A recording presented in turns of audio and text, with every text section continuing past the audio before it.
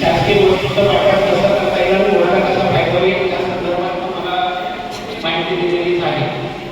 कामगारांना शासकीय मदतीतून मिळणाऱ्या वस्तू आणि शासकीय अनुदानातून उद्योग उभा करून उद्योगातून आर्थिक सक्षम कसं होता येतं, उद्योग कोण करू शकतं, उद्योगातून आर्थिक सक्षम होण्यासाठी आपल्याला कोणत्या बाबीची गरज आहे, कोणत्या विचाराची गरज आहे, कोणत्या माहितीची गरज आहे, कोणाच्या मदतीची गरज आहे, या बाबीवर आपण चर्चा करणार आहोत.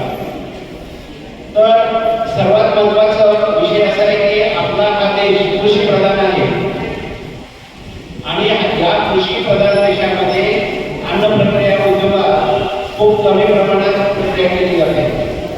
परदेशामध्ये एकूण शेतीमालाच्या उत्पादनापैकी 70 ते 80% मालावर प्रक्रिया होते. गाव बाजारात 15% विकले जातात.